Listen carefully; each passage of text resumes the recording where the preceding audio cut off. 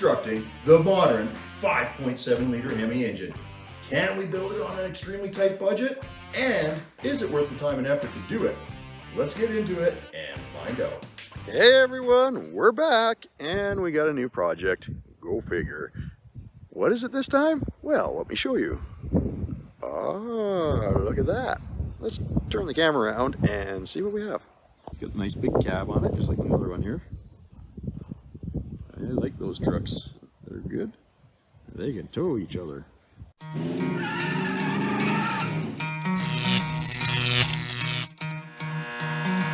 Try to play it, but you're never gonna beat me. Look the other way, what I'm doing ain't easy.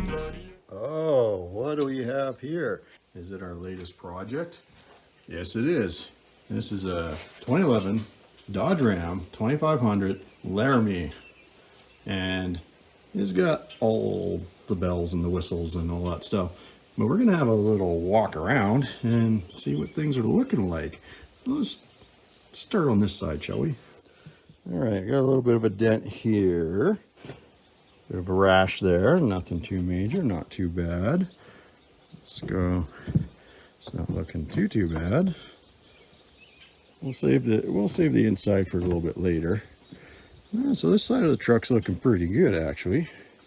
A couple of dings and scratches and scuffs, but we'll see how much of that we can get out. Uh-oh, there's a bit of a wow right there. See how that's gonna come out.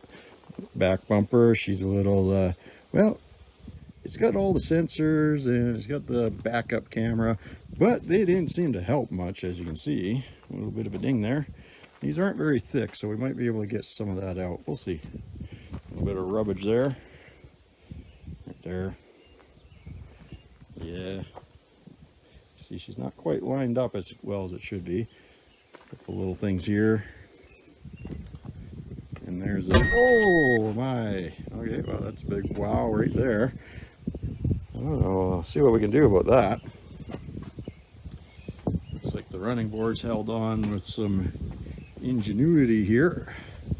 Yeah, we'll see what we can do about that. But that side's not looking too bad. Yeah, maybe a little bit of a scuff right there. But that's the walk around. Now let's head on into the inside and see what that looks like, shall we? Now that we've had our look around the outside, let's have a look on the inside. All right, let's see what's going on here. Right off the back, look at this built-in trailer brake controller. Very nice. A couple little additions like that light bar. Not sure what that one's for. Got the adjustable pedals, very nice. Come down here, that'll move these closer or farther away. Looks like we need a trim piece for here. Let's take a look at power seats all the way around. Look at that, even memory on these. Oh, fantastic. That is excellent. Got loaded steering wheel controls. You can see the controls on the back for volume and stuff. Menu controls here, cruise control, shifter selectors, putting in manual. Let's see, four-wheel drive. Oh, we got the premium gauge cluster, very nice. And it looks like our stereo screen has seen better days. Might have to see about doing something for that.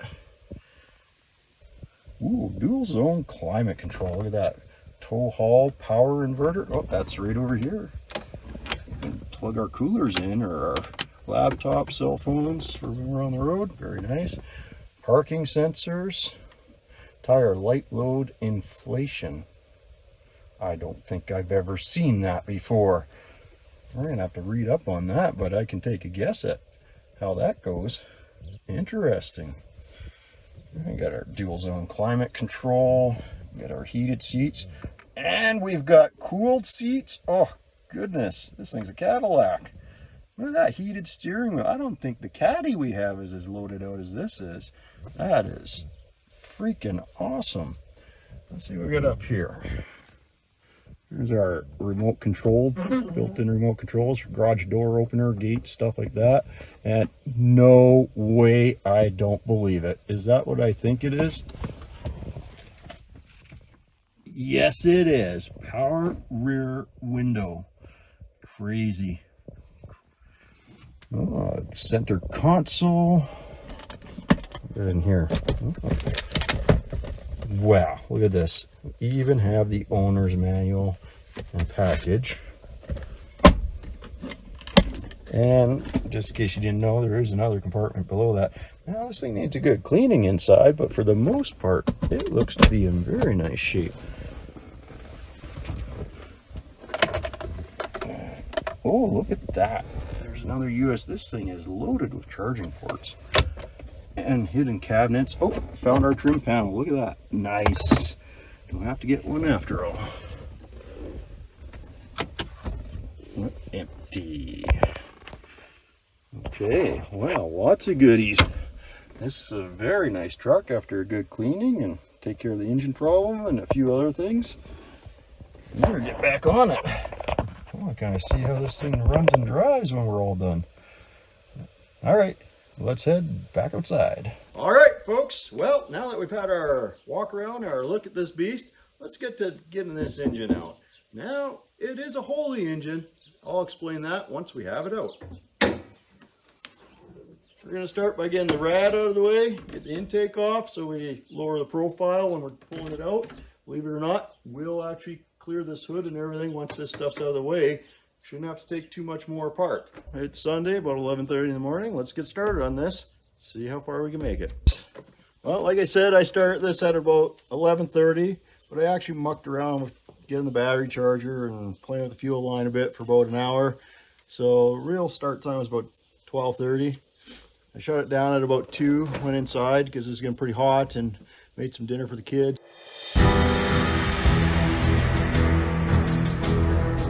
Hung out with them for a little bit, got back to it at about 7. It's 9 o'clock now. So I guess about 3.5 hours, here's where we are. I also, if you're really careful, I can get this around the air conditioning lines without disconnecting this. And you can see I still got the condenser in, stuff like that. But this is why I call this the Holy engine. We're gonna see what happened here. Stick with us. I'm gonna finish taking this out and yeah, let's see what happened here because this looks like an interesting story. But that's the reason why we got this truck. That's the reason why we're pulling the engine. Okay, let's finish getting the engine out of this old girl. Now it's gonna be close. Don't know if we'll have quite enough height. If we don't, we'll let the air out of the tires or something like that, but hopefully we got enough we can get it by. I really like this cherry picker because of this little feature right here. There you go.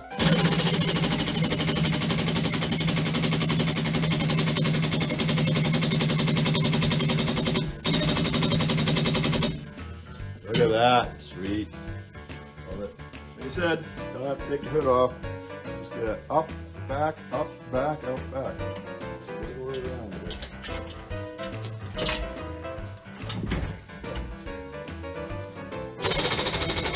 Well, that's it. I think we got enough. I'm going to just swing it over this way. Try that.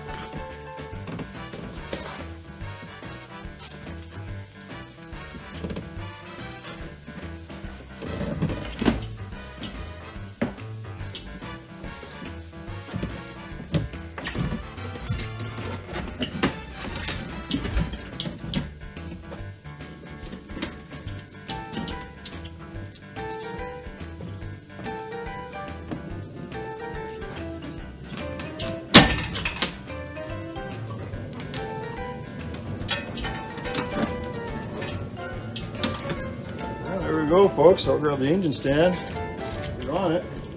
We'll see what's going on. There, we got it on our stand. Let's just let her down.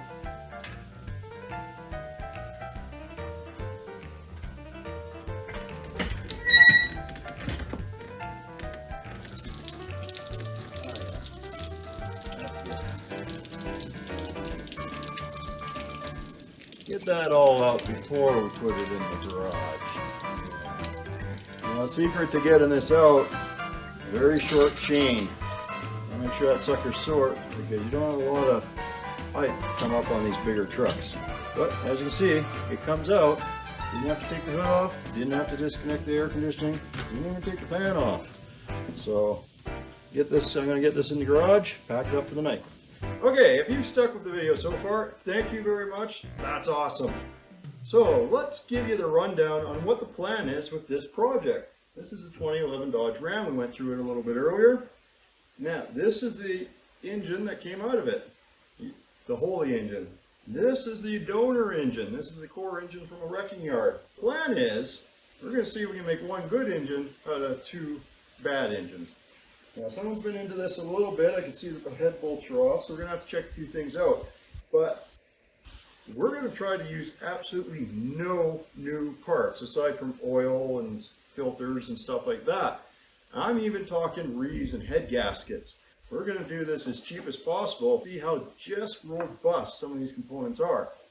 So let's get into it. Let's get this one apart, see what type of destruction we had.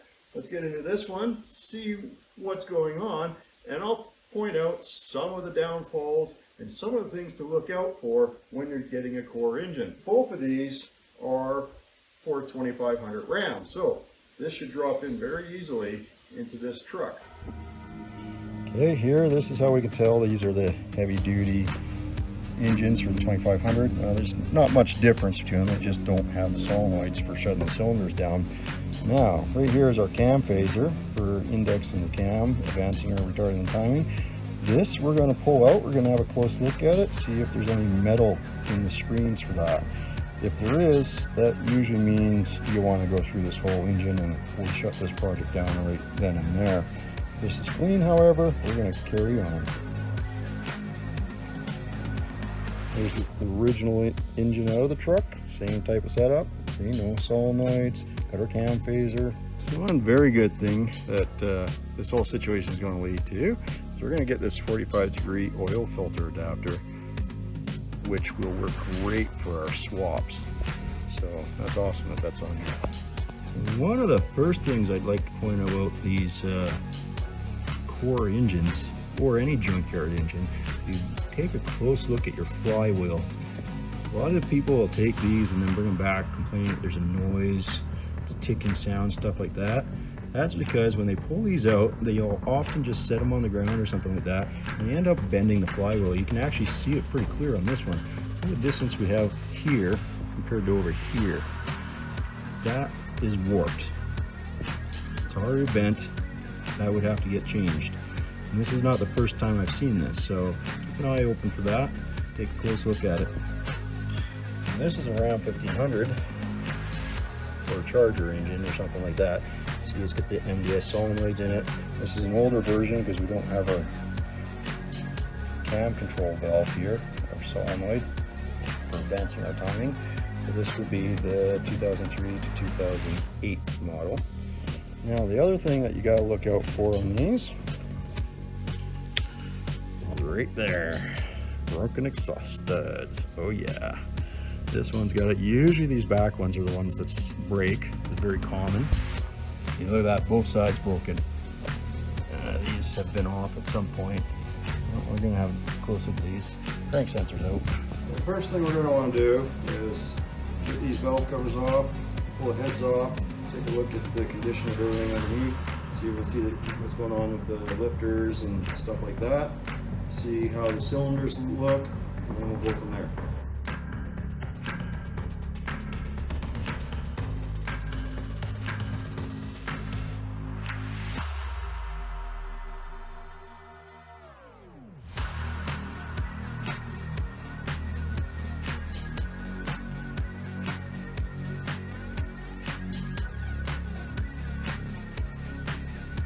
Okay, so our suspicions were correct. Someone has been into this engine. You see, they've taken the intake valve out of that cylinder. Other than that, it looks pretty clean, pretty good. There's also the valve springs gone, of course. You can see our typical problem, broken exhaust stud. This one was broken too, but it just threaded out with my fingers, no problem. And so we got a couple options. We can try to put this head back together with some parts, or we can see how the heads look on the other engine and then put those on here. We got to take a look at this block and see what type of shape it's in first.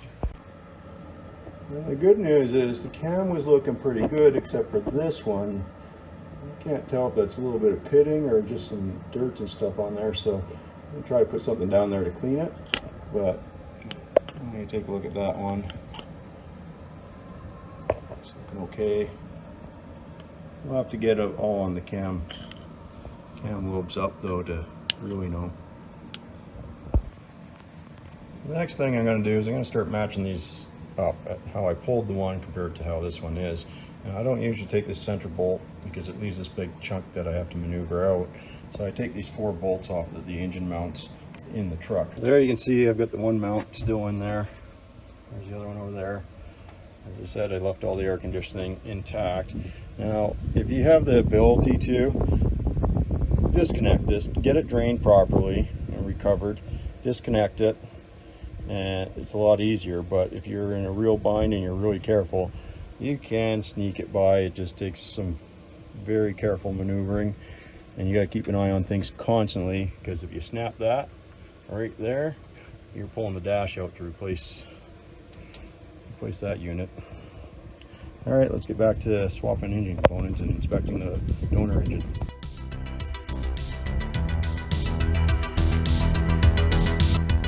Like I said, we're going to take our cam phaser out. We're going to have a look at it, see what type of condition we're in.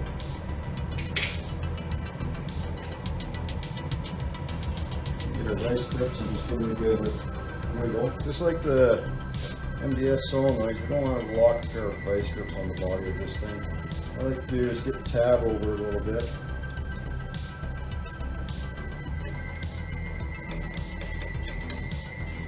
That helps break the seal on the O-ring. There we go.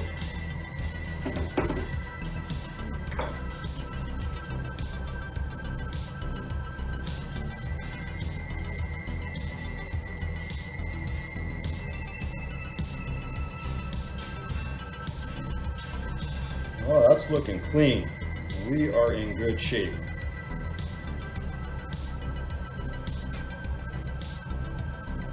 There you go, those screens, there's nothing in there, no metal whatsoever, nothing at the end. We're in good shape.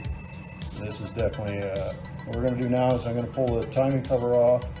We'll get to the timing chain and the cam and check all that out, make sure they're in good shape. So the first thing we have to do in getting to the cam is we got to get this balancer off. And if you haven't got yourself a kit like this, I highly recommend it for helping pull that balancer off. Now, I have done these with 3-jaw pullers, and even this thing's not really ideal at times, but it's a heck of a lot better. So I'm going to wrestle with this, try to get it on there a little, and get this puller off, this dampener off. Okay, so I've modded things a little bit, and why I did that is because these are just too thick to go in between the spaces and hook onto the pad at the back of the dampener, whereas the 3-jaw pulley hooks on the pads really nice.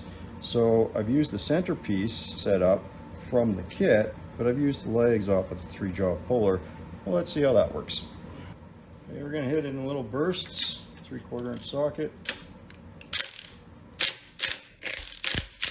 Oh, it's coming off like butter. Love it.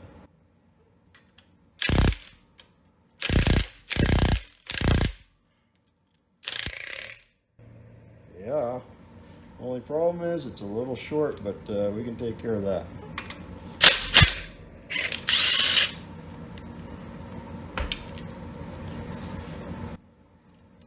That was the smoothest I've ever had one of these come off. That's the trick right there. Now, once you break the original seating torque on these things, they actually come off pretty easy. Just getting that initial yank. Just use my ratchet at this point.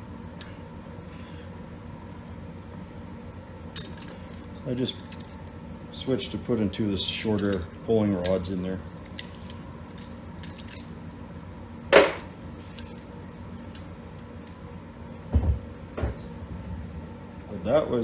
That worked very well. I'm actually quite impressed by that. The next step in taking this timing cover off is to get these 5 oil pan bolts out from the bottom. Back here, these 3 in the front, and 1 more back there.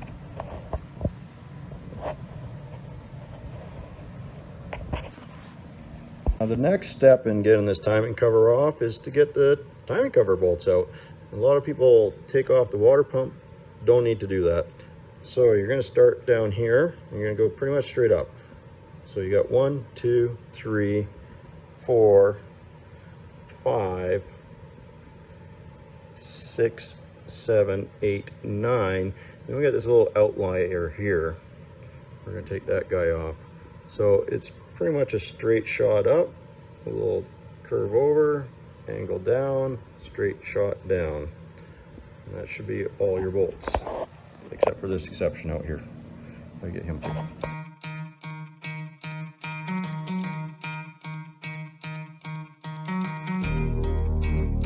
The next thing we want to do is we want to line up our cam gear timing mark so it's pointing straight up. You can see the line right there.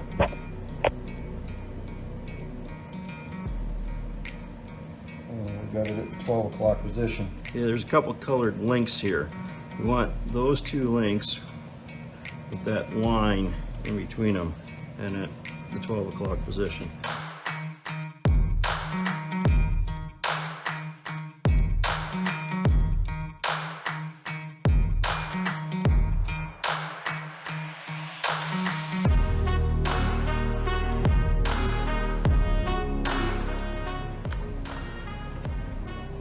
Oh, there we go. That took a few rotations. We got it. We want these two lines. See that line in there? We want it to be between the two lines on the timing chain. You see our number 1 cylinder at the top dead center? So that means everything's lined up timing wise. So when we pull this cam out, as long as we put it back together that way, we'll be good. There you go. Next thing we're going to do is we're going to take the pressure off the tensioner, just squeeze these together, and a little piece of drill bit or something similar can go in that hole, and that'll keep the chain loose. Now I got an 18 mil on our impact gun. Take that off. Do not let that gear drop. I'll tell you that right now. Okay, I'm going to try to keep some tension on this chain. So take it off here. Flop it over to the side.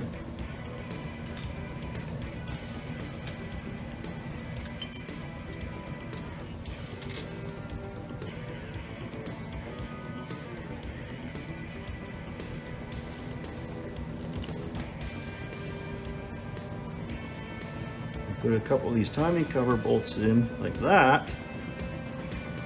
It holds the chain pretty taut and it shouldn't slip off. Or the only problem is getting to that guy right there, but we'll deal with that when it comes to it. The next thing we have to do is we got to get our cam retainer plate off. Now I'm going to give you a word of caution on this. Even in the Chrysler material, the torque spec on these is wrong unless they've corrected it. They still give the torque for the previous generation engine for the cam retainer, and it's way too high. You'll end up snapping these. So when you do put this back on, these go to about 106 inch-pounds. So it's not very much. And use Loctite. I'll warn you again when I put this back together.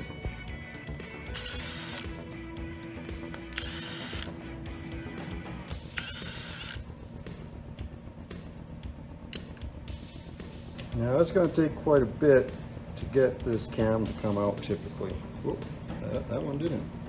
Surprising.